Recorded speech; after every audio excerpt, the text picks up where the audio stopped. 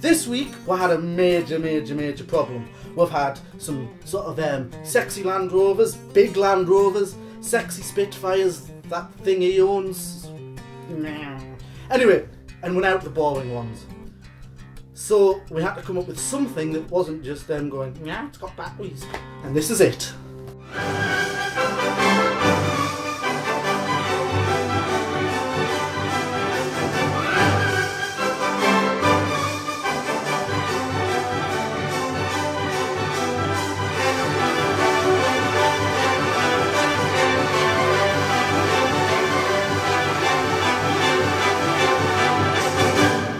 So have you finished updating the website yet? Yep, just done. Posted, sorted. Cool. So what we're going to do next? Hello?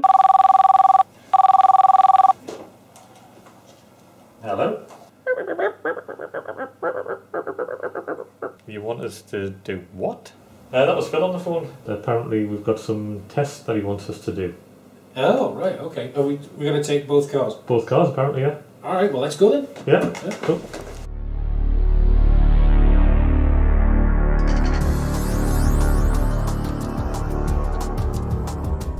Here we are at a secret location and we've been instructed to test the weatherproofing and resilience of the vehicles. So we have on the right my car and on the left Richard's car. I'm fairly confident, as you can see, because of the attire. However, my competition...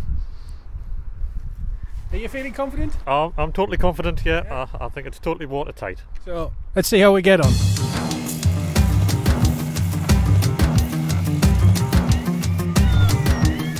Right, well, I'm not getting wet at all, as you can see. Basically, what I've got to worry about is just cleaning my windscreen occasionally. One of the good things about the Hylux is you can have the window down slightly and you still don't get that wet because of these little... He's trying, I'll give him that, he's trying, he is. I must admit, I must also mention that I've locked all the doors because I didn't trust them. Oh, I got a little bit wet there. There we go. We do have some water there. Yeah, so I've got a little bit wet. Okay. Oh, I got wet. Well, I'm getting absolutely soaked in here, yeah. The door seals are completely rubbish.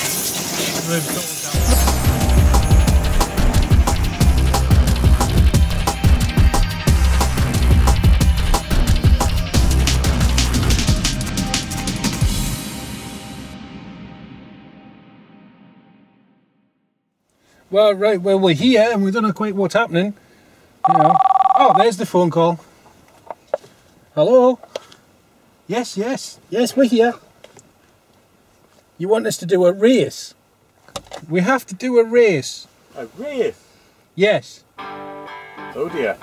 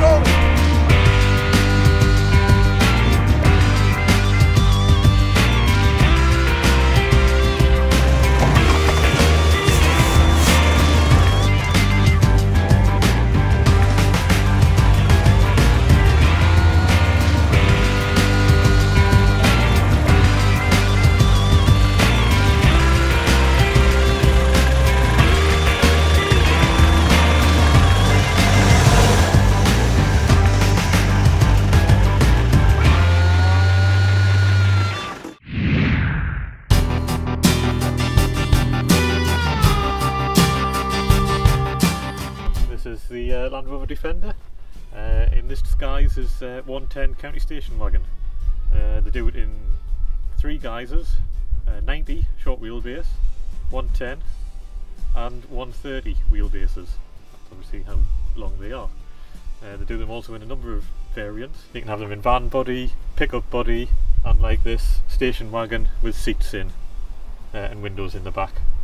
The Defender name actually came about when the Discovery came out in 1989, as they wanted to completely rebrand the Land Rover names into Defender, Discovery and Range Rover.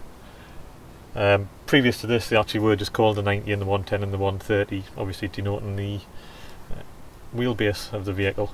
With the introduction of the Defender name also came a new engine.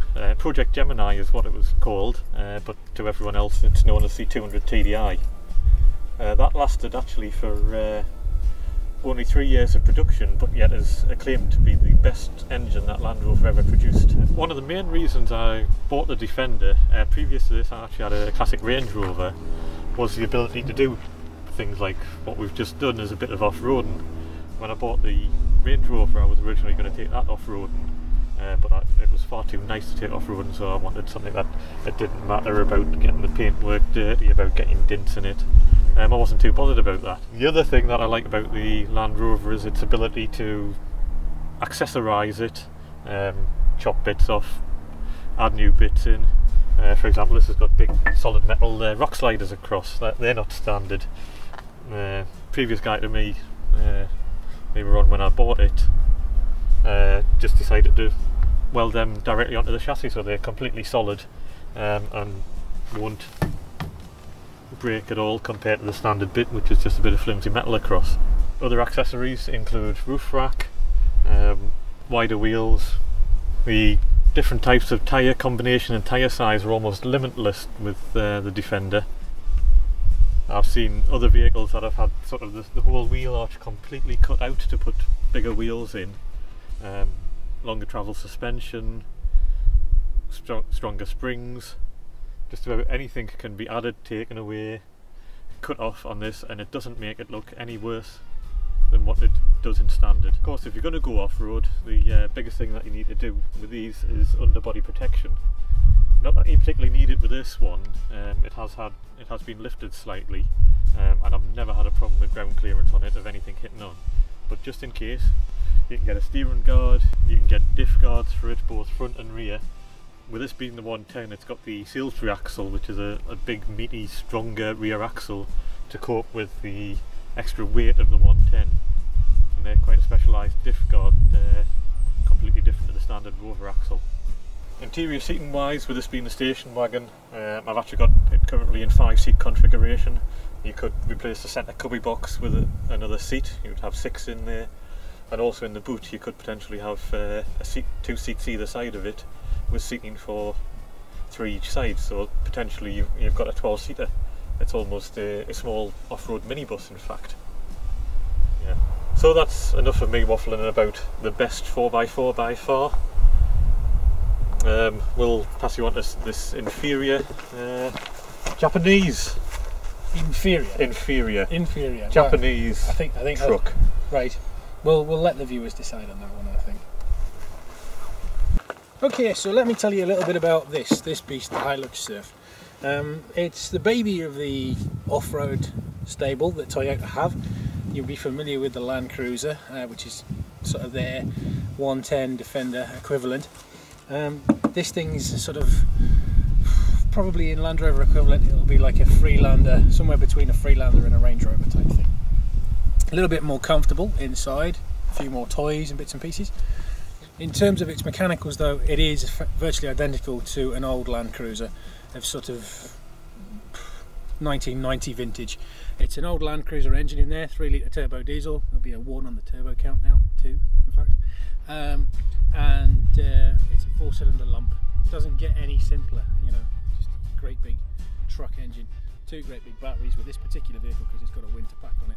Coil sprung at the rear, and it's got an odd torsion bar suspension system at the front, where you have got a damper, a coil damper, but there's a great big torsion bar that goes from there to about just below where the driver and passenger would sit. The torsion bar twists, it's mounted to the axle and the chassis.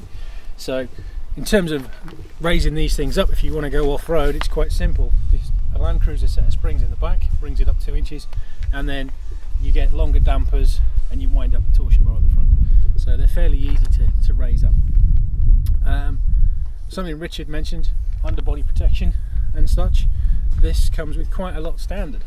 Funnily enough, there's a tank guard already there, there's a transfer box guard, and there's a radiator front sump guard. So it comes with quite a bit of standard, to be honest. Other than that, they're pretty well matched. You can probably see by the shot that we've got of the two that it's quite a bit smaller than the Land Rover. And interior space is a bit smaller as well. There's also only the standard 5 seats. You've got a lap belt in the middle at the back, 2 standard seats and then 2 passenger seats. There isn't the options that you've got with a 110 station wagon for the number of seats, although the next model up to the one that I've got, you can have a 7-seater. There's 2 seats in the boot, very much like an MPV type scenario where the 2 seats will fold up. So it's fairly versatile. This one is an automatic, so a little bit different off-road, again contrasting it to the 110, which is manual, so makes it just that little bit more point and shoot. So if you fancy something just a little bit different to a 110, a little bit more refined, electric windows, doors that shut and don't have panel gaps in, you can put your hand through, and the usual Toyota Japanese reliability, have a look at the Surfs, they're pretty good.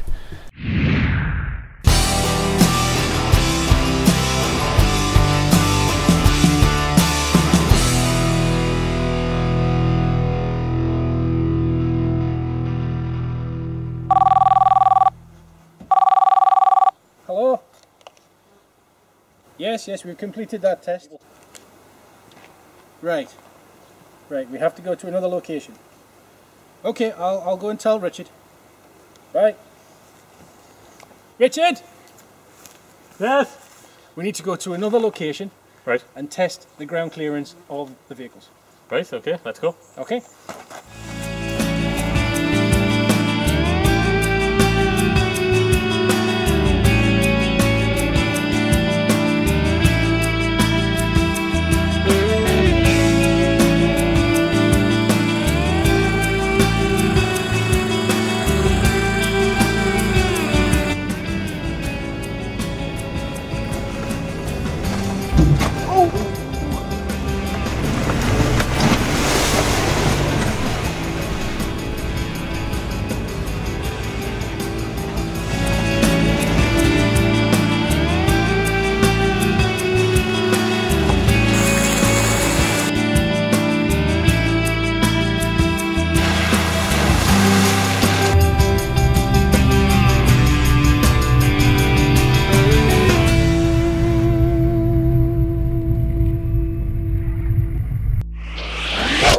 Yeah. Do we know what the next test is? Haven't got a clue. I'm going to say we're guessing we're waiting on a phone call over. Yeah, probably waiting on a phone call. Oh, there it is now. Hello? Yes, we've arrived. Right. Okay, I'm listening. Right, we have to test the vehicle suspension. Right. By driving over a rough track. Yeah. And we have to find... how many? 2 random strangers who have to eat something in the back of the truck while we're doing this. Alright, I've understood that, that's fine. So does that mean we're going to have to use my cream cakes that I brought for our afternoon tea with us? Well, it looks like it, yeah. Looks like no lunch for us. Hang on, we've got to find 2 strangers first. Yeah. Where are we going to find them in the middle of nowhere? I don't know, we'll just have to see if 2 happen to come along. But look, we're on a bumpy track. That's true. So that's good. All we need is 2 random strangers. We need 2 random strangers. Oh, look! hang on. 2 random strangers. You'll do. Come on now. What? You'll do. Come on now. Would you like some cream cakes? Caviar. Yes, please. Okay then. Caviar. We have our random strangers. Yep. We have our bumpy Cream track. cakes. Let the testing commence.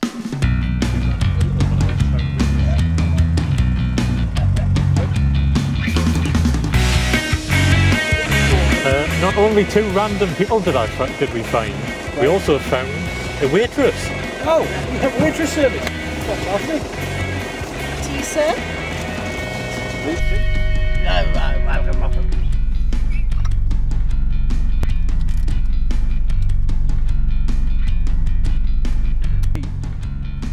Off we go then.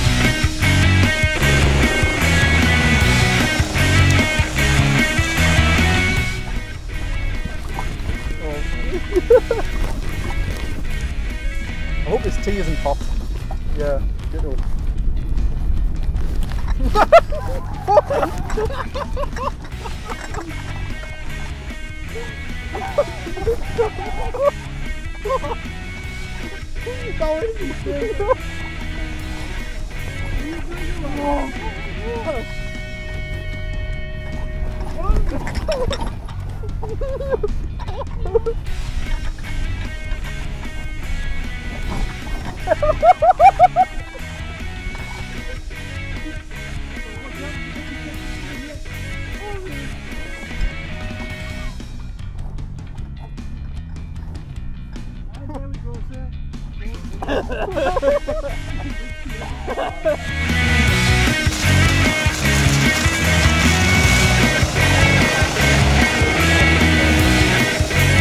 Right, gentlemen, for your second instalment. Why, thank you. I hope you enjoy the ride. This one will be so much better. Yeah, we're in a proper off-roader now, aren't we? Well, So it'll be fine. let us know what you think of them both at the end. Oh shit. I am having afternoon tea, I would like afternoon tea.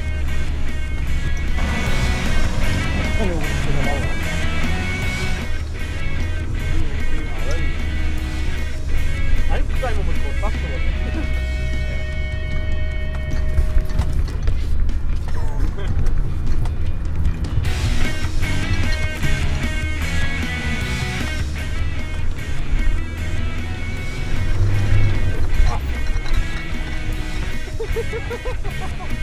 Oh, Jimmy, you again! The microphone's wet.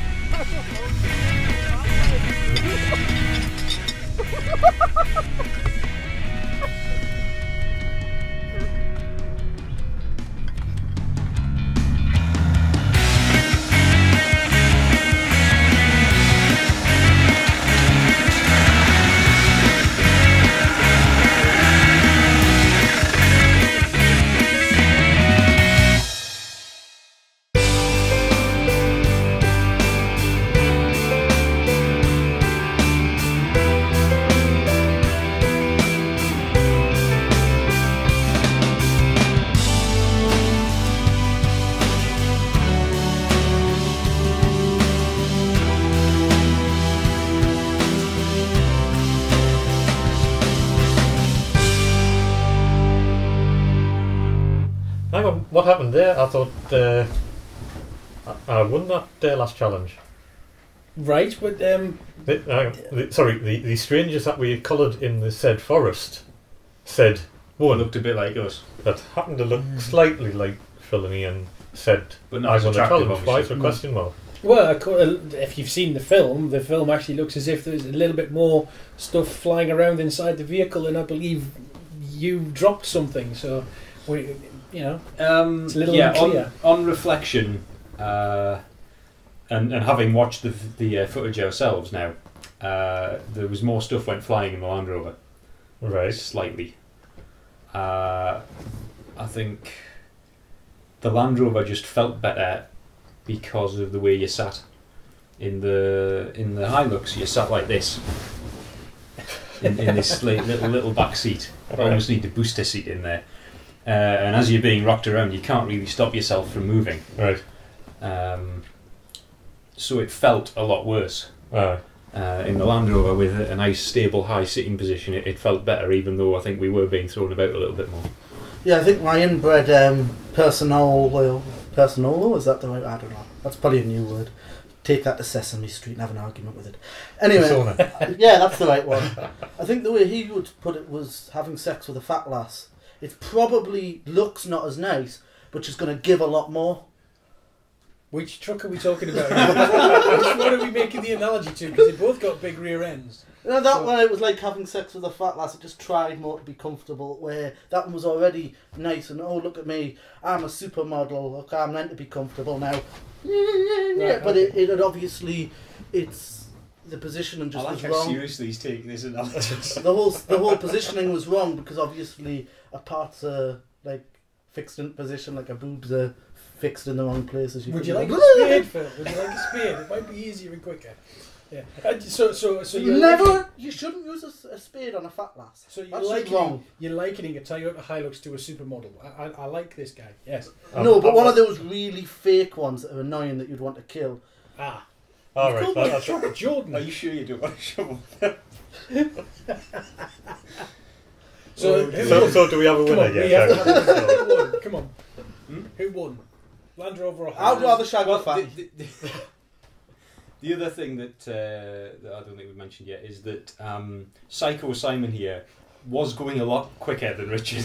I don't. It said 20 miles an hour on the screen. It felt. 20 I think you went a lot quicker, which Have you not realised that which off-road also is all made about Richard's slow, a bit smoother. controlled? I think possibly the fact that I was actively steering for the bumpiest bits of the track might. I was like, going back to the sex thing. You like going fast and you go slow. Slow and controlled. Oh, right. Does that mean he lost? No, never mind. None of us would know that because So bottom line, Phil, Land Rover or Hilux? by a slim margin, I would think the Land Rover, just purely because I was sitting upright rather than. I'm wavering on a draw, but yeah, by a slim margin, I honestly think the Land Rover, because I felt more stable, regardless of if I felt more stable. Right. So, Yours is sexier. So we have to give that to Richard then. Yeah, I win. We have a draw. Oh yeah. Oh right, well, if you've got a draw, there is one thing that I was thinking about. 4x4 owners. Now, some of you can excuse yourself from this generalisation, both of you. But there are an awful lot of 4x4s out there that have a lot of bling stuck on them. Snorkels, roof racks, lights, guards. What are you trying to say about my car? Have you got a body kit on it? Yeah, Richard's car's a good example. And these serve no purpose whatsoever except to look good, because these cars never go into a serious off-road situation. Except for last week. Most of the time you're not allowed to drive into a serious off-road situation. Even green lanes shouldn't be attempted unless they're fairly gentle. So unless you're doing a pay and play or you're driving halfway around the world, you don't need this stuff. However, I am wondering, if you did want to do all this stuff to your big expensive off-roader, what would it cost? Right, so Simon and Richard have come back. They've gone and found some prices for a snorkel, diff guards, diff lockers, a 2-inch lift kit, and a little bit more practical for those of us that own a car, a service kit. So what did you come up with, Simon? My total was, in large type there, £2,021.20p. Okay, Richard, with your lovely Land Rover, not Japanese with its expensive spare parts and everything. Yeah. What was your total? £2,263.05. Ouch. Does that mean mine was cheaper then? I think yours might have been cheaper. Oh. I'm totally blaming that on the diff lockers though, because mine are hideously expensive. Yeah. So you guys have got to declare a winner, really? Well, to me it looks like you've got it, mate. Yes. One for the Japanese. If, in all honesty, if I was buying something to do 90% of driving down the road kind of thing, the Hilux would get it. If I was driving something off-road, I would pick the Defender. If I was going by my normal logic of buying cars, I'd go for the better looking, and that's yours. Because that's why I always go for cars. I must admit, if I was actually buying one of these cars, even though most of my use is on road, because I'm maintaining it myself, I might be inclined more towards the Defender. Because to me, it's, as we've discussed previously and done to death with Land Rovers, it's easier to take apart and put back together. Main reason why I bought mine over anything else. I still won though. Fair enough.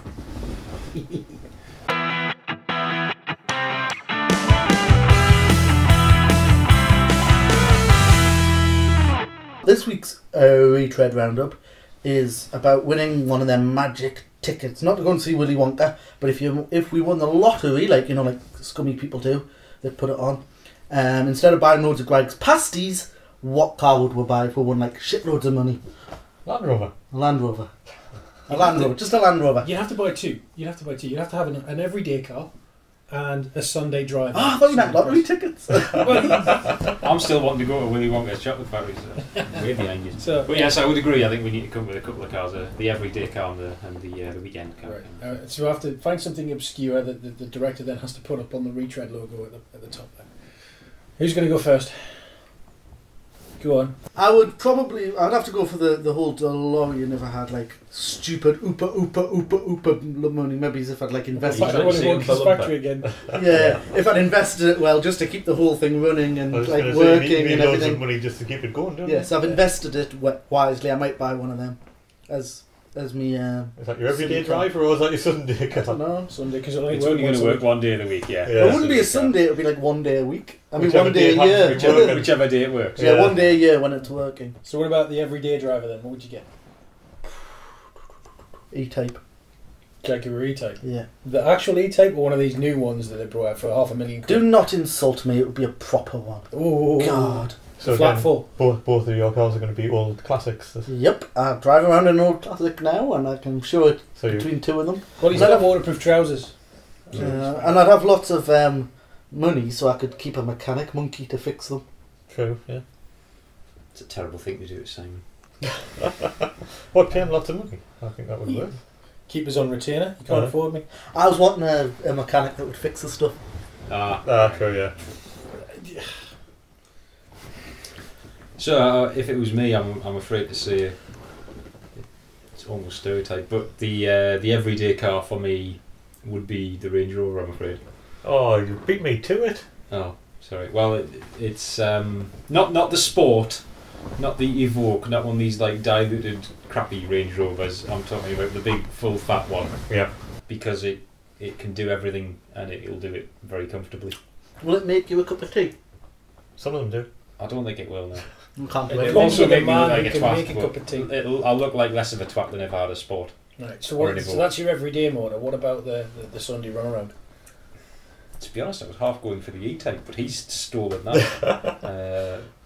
Well, you copy us with everything else. I came up with E-Type first. We can always come back to you. No, I think somebody like in the 60s came up with the E-Type first. Yeah, you'll have to come back. Yeah, I'll come back to you on that one. So what my Sunday car will be. So you're not coming to me and saying that I'd go for the Range Rover as well. As you say, I've already said that you stole me thunder by saying that. I have to say I'd probably put every possible option on the that's on the option list actually onto the vehicle as well. Again, yeah, it would have to be the big full fat Range Rover. But yeah, certainly want to one of these styling places and well, not necessarily styling, but you would chab it up. Yeah. Big engine, you'd big bling fast. every bit of it, wouldn't you? Yeah. 22s, the lot. Totally. Well, not necessarily 22s, but like Have to be 22. big wheels. Yeah. No. No. Do you not like 23-year-olds, just 22-year-olds? Wheels, Oh, inches. right. I was on about. No. I prefer smaller. Have you got a Sunday car then? Figure one out? I was thinking about that on the way over here, and I was sort of, do you go for like a stupid fast car like the Bugatti Veyron, something like that, and possibly I'm torn between two. I would still go between the Porsche 911 GT3, or if I'm going sort of retro and oldish, the 90s, of the McLaren F1. It's still been the world's fastest production car. Still faster than Bugatti Veyron. So there's a fast track weekend car. McLaren F1. I've had a think now. I've come with a couple actually, but I'd probably keep my Spitfire and do it up a bit for the for that. Get something like the Ariel Atom would be kind of cool as a toy. Right. But the one that I was really thinking about, if I really had the money, would be a traction engine, basically. Because there's something about a steam-powered car that is just really cool. So, so you like driving slowly then? Well, You never overtake anything ever again. that's not the point. They are pretty cool though. They are pretty cool. I don't think it would be. You're pretty driving cool. around essentially in a big bomb. It's fantastic. Yeah, but it wouldn't be That's cool because it'd fantastic. be bloody hot. That's true. It'd be warm, wouldn't it? Anyway, Simon, I haven't heard anything from you. What? Well, one's pretty easy. The Sunday driver Is is it going to have a turbo? no turbos, but it is a Nissan. And I gave the guys a bit of a challenge earlier on to see if they could guess what it was. And nobody did. It's a 1967 KGC 110 Nissan Skyline, which I'm sure we'll find a picture of and put up. With the standard Watanabe wheels, big wide arches, and a 2-litre normally aspirated twin cam engine. No turbo. So I'm just having a look at the picture because I have a clue what you're on about. Right, And that's not helping because it's not there yet. it's not there yet. It's a Nissan, so it looks shit. So that's me Sunday car. There's one that I know of in the country in the northeast of England.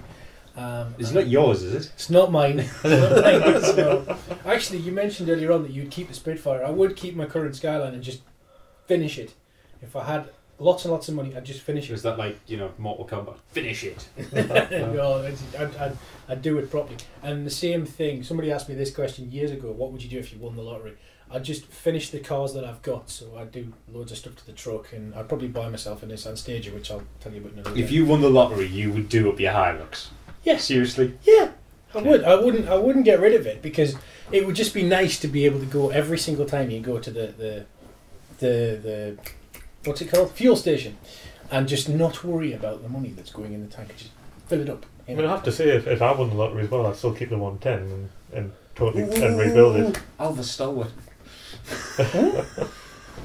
Actually, If I'd won the lottery, I'd have to carry about fuel. Yeah, Stolly. Yeah. Right? Stolly? Cause. Pictures up there. A Stolly? Yeah. What's one of them? For God's sake. I You think haven't got time for me to explain your inadequacies in knowing things. Okay, fine. Right. I think the ultimate thing is if I won the lottery, I'd be waving goodbye to you lot and getting some real friends. That's not very nice. It's not really. The truth hurts. So I think what's you'll find lots of people would want to be your friend if you won the lottery. so what's my everyday car then? I suppose. Yeah, that's Oh gonna yeah, be back to the topic. Well, that's a difficult one. Although there is a 4-door Porsche out. I don't know what it's called. There's a 4-door Porsche saloon. What, the 4x4 one or the No, or not the KN? not that one. For the people with more money than taste. We're a very informative show. There's a, Yes, it's a Porsche 911 stretched with 2 doors in the middle, 2 extra So doors. essentially, you don't know what car you'd want. I've Either that or already a mentioned Fiat. that I would have a 911. You're just trying to say you want a practical 911. Yeah, You mean- practicality. You mean you're like a kid in the sweet shop and you just haven't got a clue I and think I would every just- day you change your mind? I'd just buy a very large garage. And That's- lots of and cars. I'd Jay Leno, but without the accent. Basically, you bankrupt yourself because you'd have that many cars. Eventually, you'd be Yeah. like, He would, yeah. Yeah. But I mean, I'd eventually have more than Richard's had. He's had over 20. Cars. I was going to say I'd have 20 all at once, but then we'll not get into that conversation. So are we gonna ask the viewers which ones they would want then? You know. Yeah, please Lottery do send us cars. your suggestions. Lottery win cars. Yeah. Right, we're recording the show closing time. Are you really wearing that, Simon? Yeah, it's just in case he decides to lick me. Okay. Right. Keep up with our blogs on the website at www.retread.tv. Subscribe to our YouTube channel. email us if you fancy it or not. You can always hit the like button on Facebook or follow us on Twitter. Or hit Phil. You've been watching ReTREAD, folks! Bye!